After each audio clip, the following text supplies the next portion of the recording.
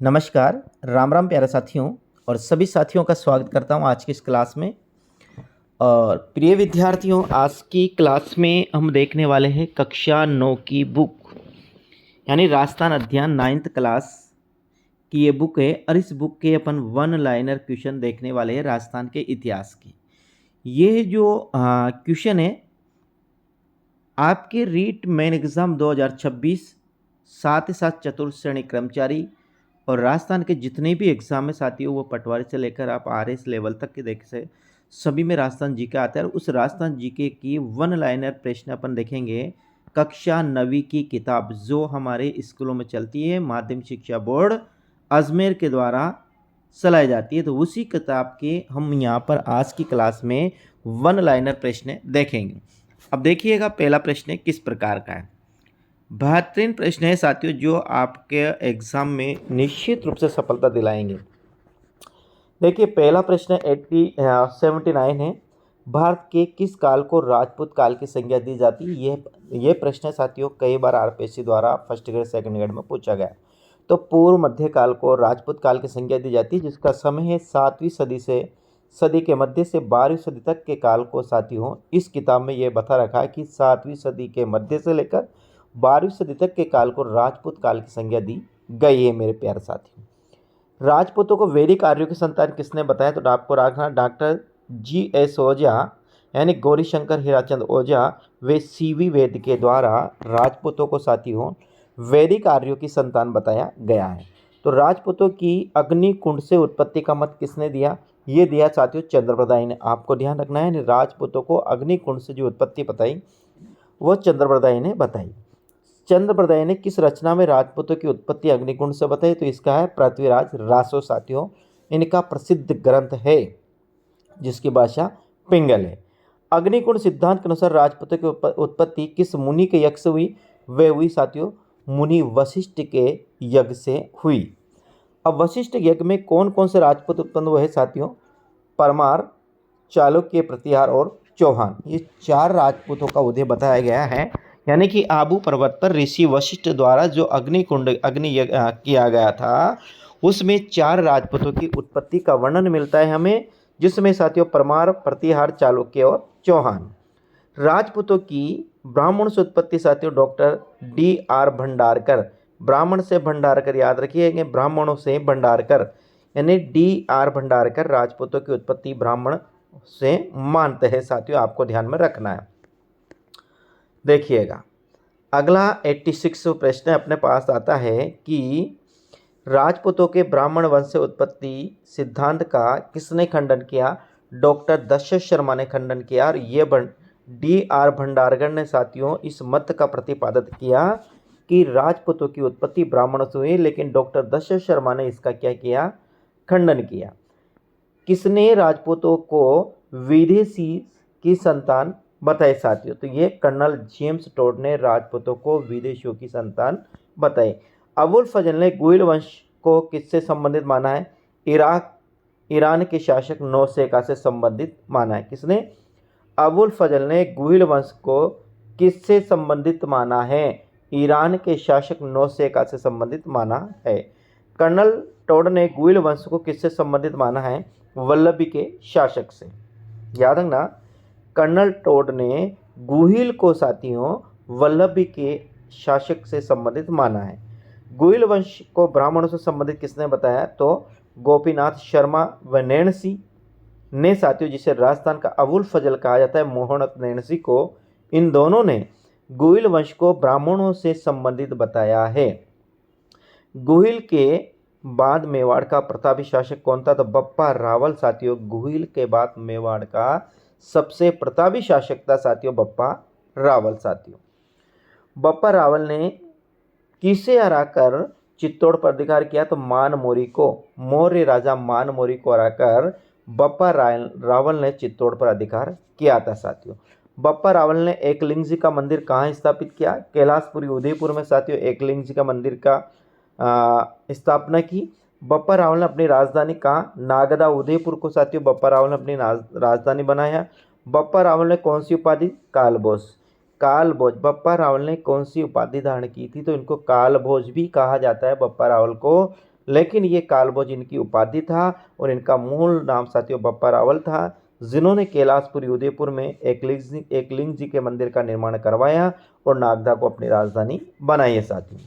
इतिहासकार C.V. वेद बप्पा रावल की तुलना किससे करते हैं? यूरोप के चार्ल्स मार्टेल से करते हैं साथियों। कौन?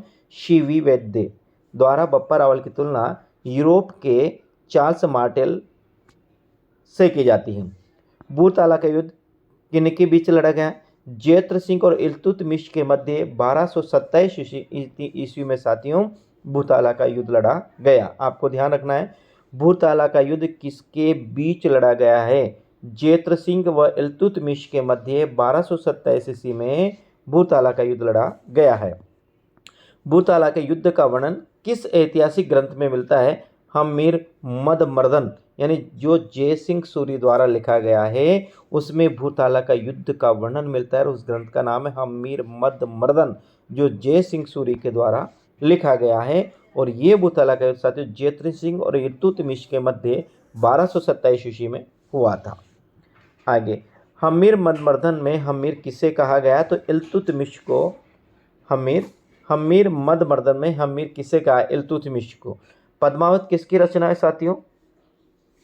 पद्मावत मलिक मोहम्मद जासी की रचना है और ये है साथियों 1540 की।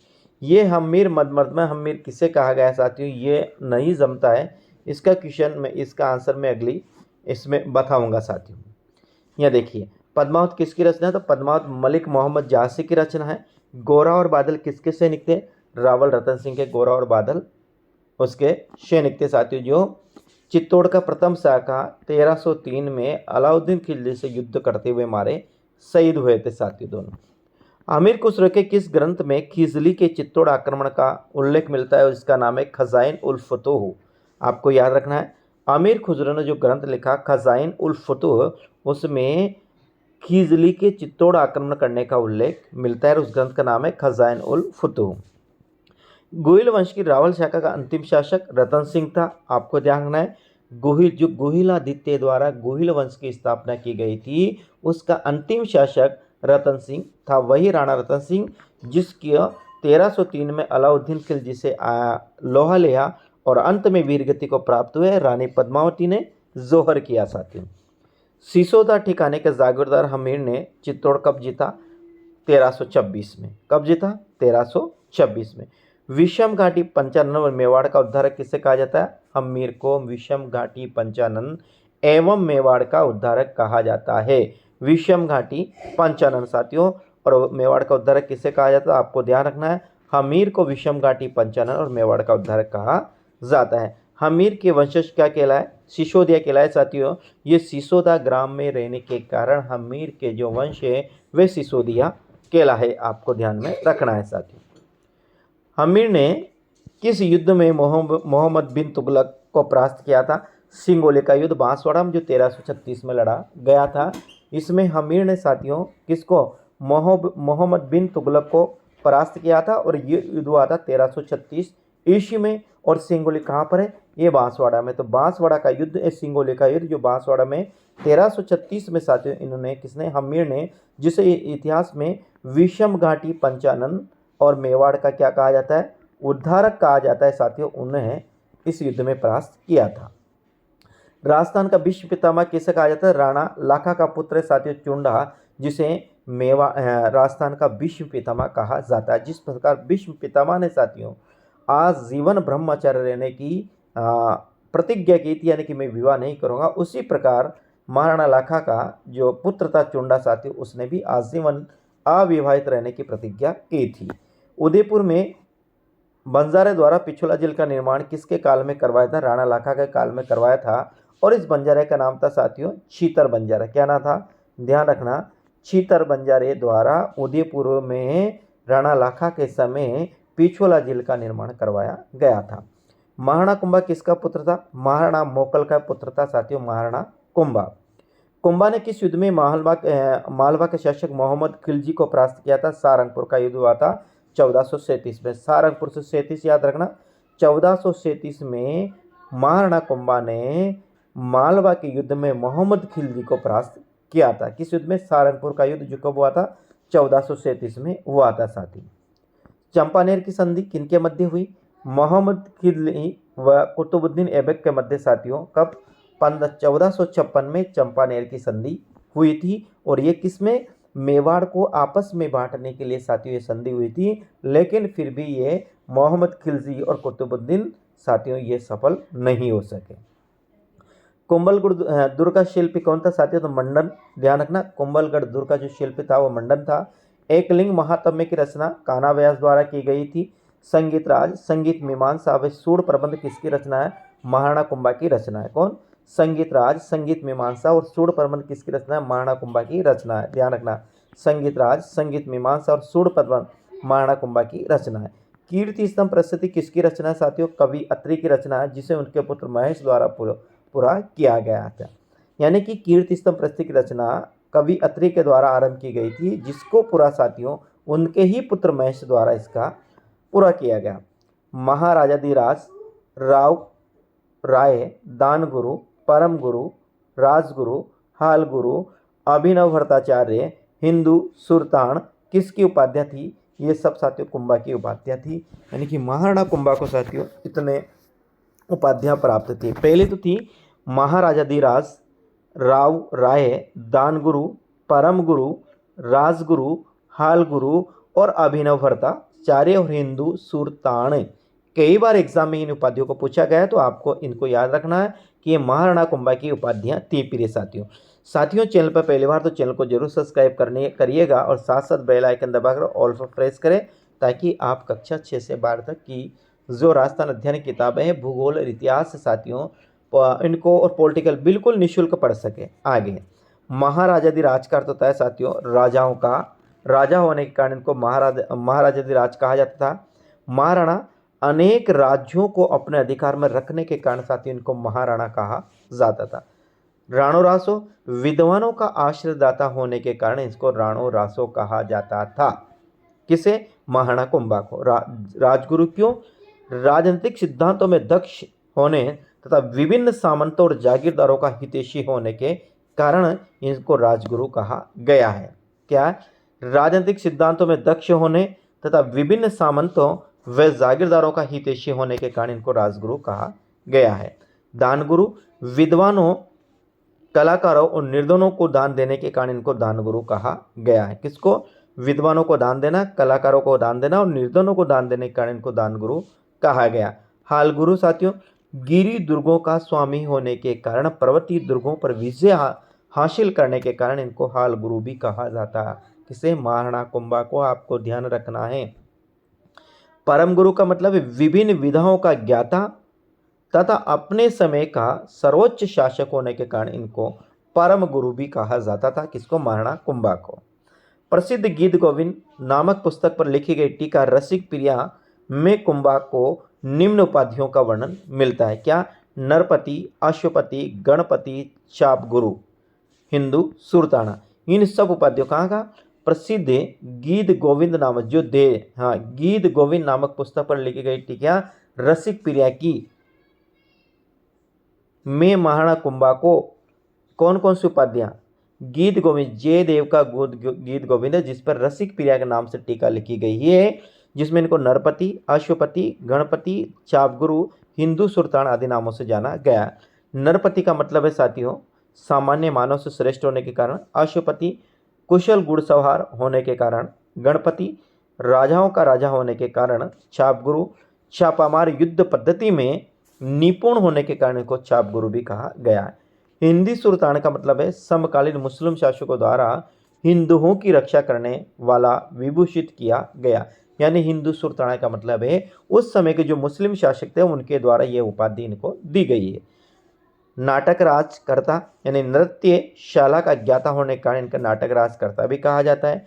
शैल गुरु का मतलब है युद्ध में निपुण होने के कारण साथियों इनको शैल गुरु भी कहा जाता है। पहाड़ी इलाका में युद्ध में निपुण होने के कारण इनको शैल गुरु कहा गया है। चाप गुरु का मतलब है धनुर्विद्या का ज्ञाता होने के कारण इनको चाप गुरु कहा जाता है। अभिनव भट्टाचार्य का मतलब है श्रेष्ठ वीणा वादक एवं संगीत के क्षेत्र में विपुल ज्ञान के कारण, संगीत प्रेमी के कारण इनको अभिनव भट्टाचार्य कहा जाता है। प्रजापालक का मतलब जनता का हितैषी होने के कारण साथियों उनको प्रजापालक कहा जाता है। राणा कुंभा की हत्या किसके द्वारा की गई? राणा कुंभा की हत्या उसके ही पुत्र राव बुधा द्वारा 1468 में की गई है। इतिहास में राणा सांगा किस नाम से जाना गया? हिंदू पत्त के नाम से। अब ध्यान रखना, हिंदू सूर्य ताण के नाम से तो साथियों किसको? कुंभा को जाना जाता है, और हिंदू पत्त के नाम से सांगा को जाना जाता है, आपको ध्यान में रखना है। खारतौली का युद्ध किसके बीच लड़ा गया? राणा सांगा और इब्राहिम लोधी दोनों के मध्य 1527 में खारतौली का युद्ध लड़ा गया है। खारतौली का युद्ध कब लड़ा गया? खारतौली का युद्ध किसके बीच लड़ा गया? राणा सांगा और इब्राहिम लोधी के मध्य 1517 में यह युद्ध लड़ा गया है। किस युद्ध में राणा सांगा की सेना ने बाबर की सेना को परास्त किया था? बयाना का युद्ध, फरवरी 1527। बयाना कहाँ पर साथियों? ये भरतपुर की रूपवास तहसील में है साथियों, जहाँ पर साथियों इनको किसको? राणा सांगा ने बाबर को सेना को परास्त किया था। कौन से युद्ध में? बयाना के युद्ध में।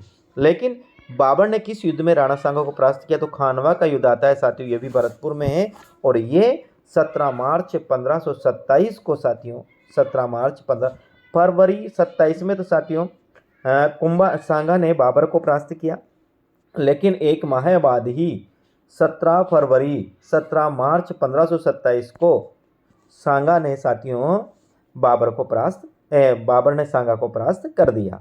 खानवा के युद्ध में कौन सी पद्धति बाबर की विजय का कारण बनी? तुगुल मां पद्धति विजय का कारण बनी। राणा सांगा को विष देने के से किस स्थान पर मृत्यु हुई? बसवा, भरतपुर, बसवा दौसा में साथियों 30 जनवरी 1528 को राणा सांगा को उनके ही सैनिकों द्वारा, उनके ही साथियों मंत्रियों द्वारा विष दे दिया, जिसके कारण राणा सांगा की क्या हो गई? मृत्यु हो गई। राणा सांगा का समाधि स्थल कहाँ? मांडलगढ़ भीलवाड़ा में राणा सांगा का समाधि स्थल है। पन्ना ने अपने किस पुत्र के बलिदान से उदय सिंह के प्राण बचाए? साथियों चंदन ने। किससे?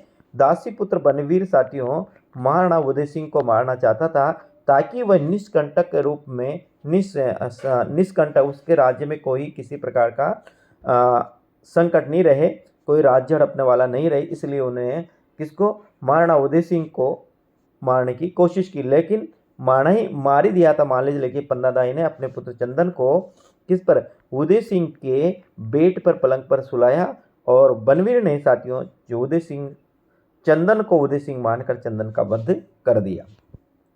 उदय सिंह का राज्याभिषेक किसके सहयोग से हुआ? मालदेव के सहयोग से साथियों उदय सिंह का राज्याभिषेक हुआ। किस युद्ध में उदय सिंह ने बनवीर को मारकर अपनी पैतृक संपत्ति प्राप्त की? मालवी का युद्ध 1540 में साथियों बनवीर को उदय सिंह ने मार दिया और अपनी पैतृक संपत्ति प्राप्त की। साथियों उदय सिंह ने कब उदयपुर को बसाकर अपनी राजधानी बनाया? 1559 में साथियों उदय सिंह ने उदयपुर को बसाकर अपनी राजधानी स्थापित की, तो 1559 साथियों। अकबर ने जयमल और फत्ता की वीरता से मुग्ध होकर उनकी मूर्तियों कहाँ पर लगाई? आगरा के किले पर लगाई, जहाँ साथियों जिसे कहा जाता है कि औरंगजेब ने इन मूर्तियों को बाद में क्या हटा दिया था साथियों। आगे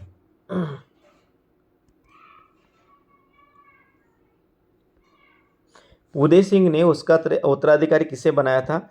जगमाल को साथियों उदय सिंह ने उत्तराधिकारी बनाया था।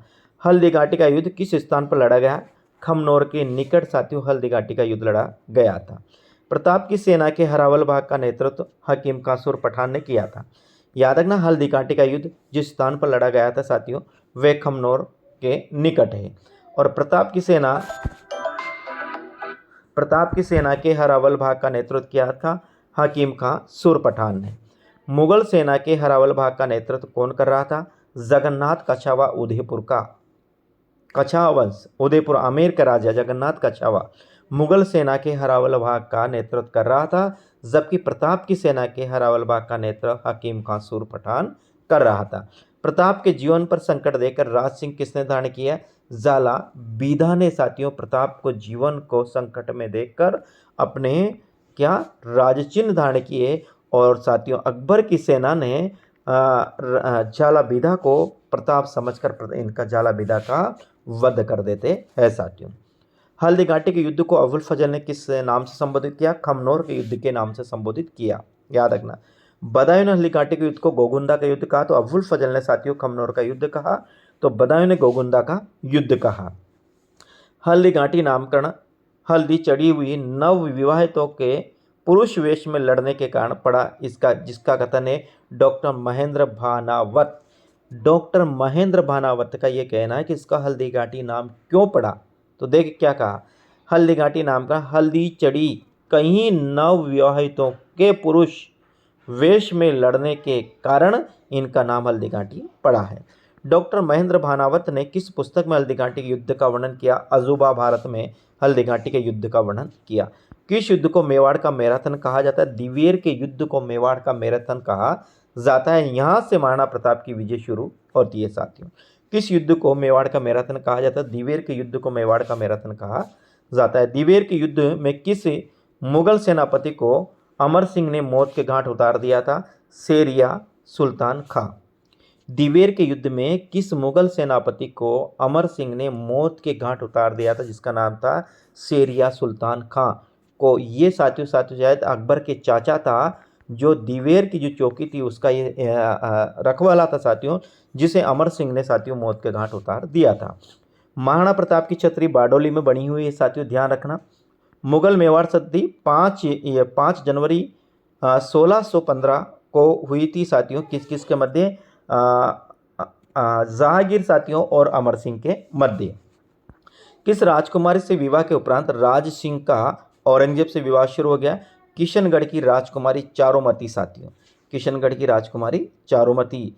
ये इसका विवाह साथियों किशनगढ़ की राजकुमारी थी, जिसके पिता ने साथियों इसका विवाह औरंगजेब से तय कर दिया था, लेकिन साथियों और चारुमती किसी मुस्लिम आक्रांता या मुस्लिम साक्षी से विवाह करना नहीं चाहती थी, तो इन्होंने किसको उदयपुर के राजा राज सिंह को पत्र लिखा, और फिर पत्र की मर्यादा रखते हुए साथियों ये चारुमती यहाँ पर किशनगढ़ है और चारुमती से विवाह किया। किसके काल में चित्तौड़ दुर्ग के कंगुरेव बुर्ज को मुगल सेना ने ढा दिया साथियों? राज सिंह के काल में। तो ये आज साथियों अपन ने 146 प्रश्न देखे। ऐसे रोजाना लगातार साथियों मैं आपके लिए लगभग 100 से 150 प्रश्न लेकर आऊँगा, और इसी 9वीं 10वीं 11वीं 12वीं 6ठी 7वीं 8वीं की समस्त बुकों के प्रश्न लेकर आऊँगा। तो मेरे साथियों क्लास में अंत तक बने रहिएगा, और रोजाना क्लास को ध्यान से देखिए। मैं पूरी आपकी 9वीं से 12वीं तक की जो राजस्थान जी की किताब है उनको मैं एक एक करके वन लाइनर के माध्यम से आपको मैं पढ़ा दूंगा साथियों। ठीक मेरे साथियों, मिलते हैं अगले किसी वीडियो में। राम राम।